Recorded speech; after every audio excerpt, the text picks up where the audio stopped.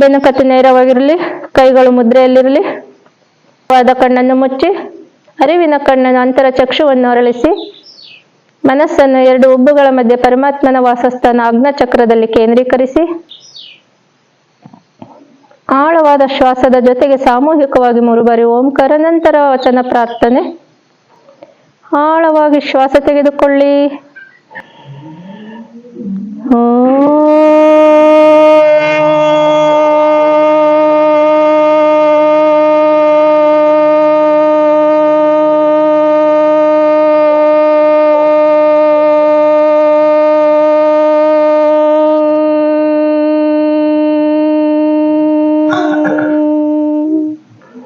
ಇನ್ನೊಂದು ಬಾರಿ.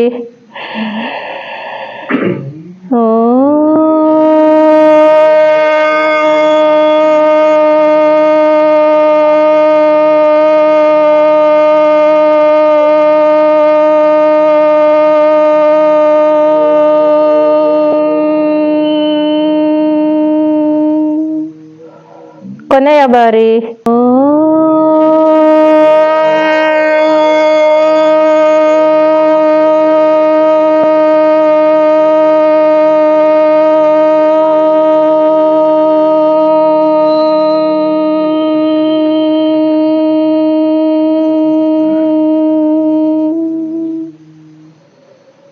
ಕೆಲವು ಕ್ಷಣ ಮೌನ ಧ್ಯಾನ.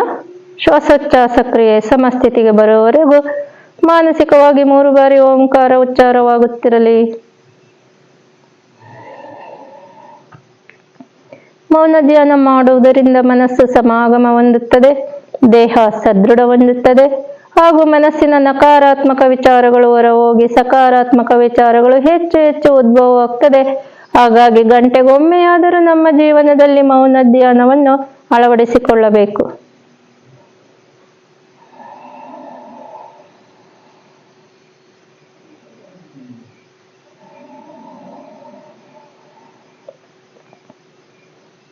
ಮೌನ ಧ್ಯಾನ ಮುಕ್ತಾಯ. ಗುರುವಿನ ಪ್ರಾರ್ಥನೆ ಹೇಳಿದ ನಂತರ ಹೇಳಿ.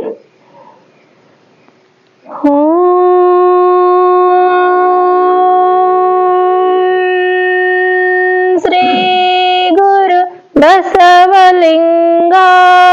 ನಮಃ.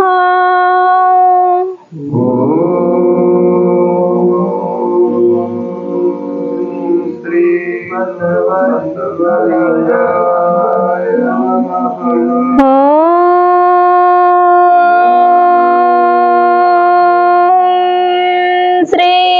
ಗುರು ಬಸವಲಿಂಗಾಯ ನಮಃ.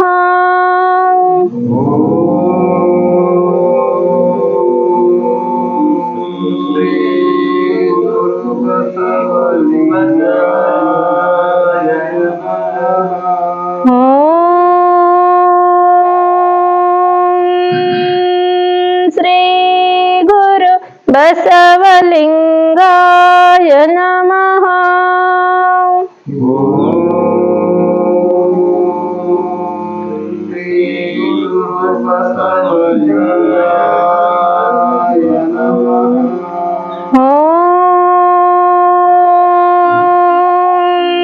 ಶ್ರೀ ಗುರು ಪತಂಜಲಾಯ ನಮಃ.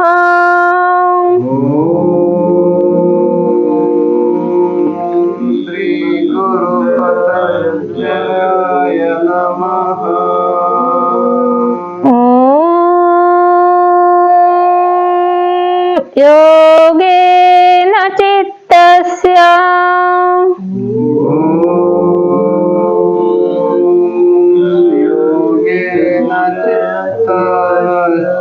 ತದೇನ ವಾಚಾ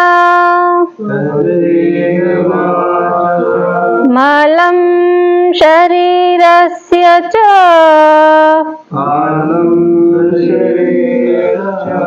ವೈದ್ಯಕೇನ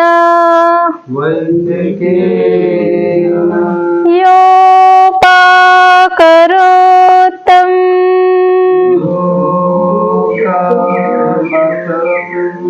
ಪ್ರವರ ಮುನೀನಾ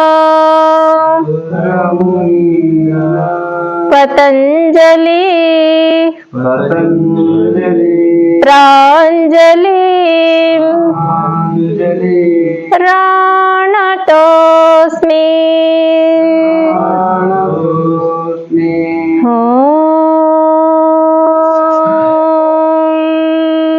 असतो मां सद्गमय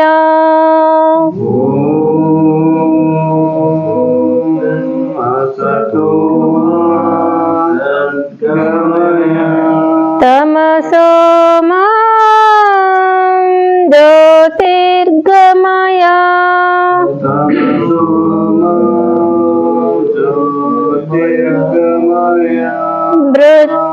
मृत्योर्माम् अमृतं गमय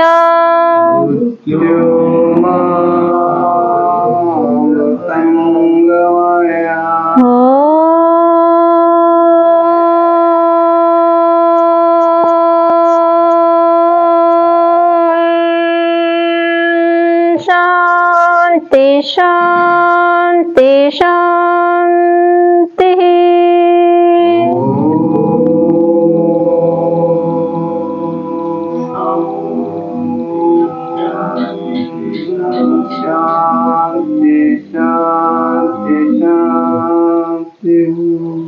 जय गुरु बसवेश शरणु शरणार्थी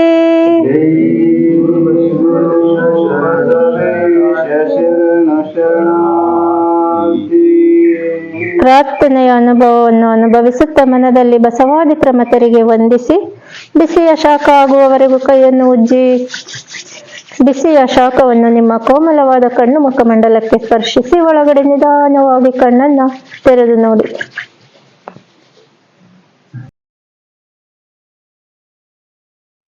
ಮುಂದಿನ ಸಂಚಿಕೆಯಲ್ಲಿ ಯೋಗಾಭ್ಯಾಸದ ಬಗ್ಗೆ ತಿಳಿಸಿಕೊಡಲಾಗುವುದು.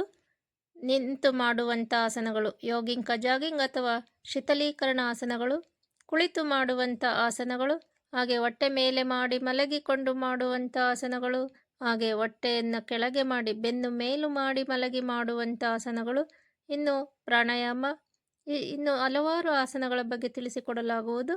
ಹಾಗಾಗಿ ಮುಂದಿನ ಸಂಚಿಕೆಯನ್ನು ತಪ್ಪದೆ ವೀಕ್ಷಣೆ ಮಾಡಿ.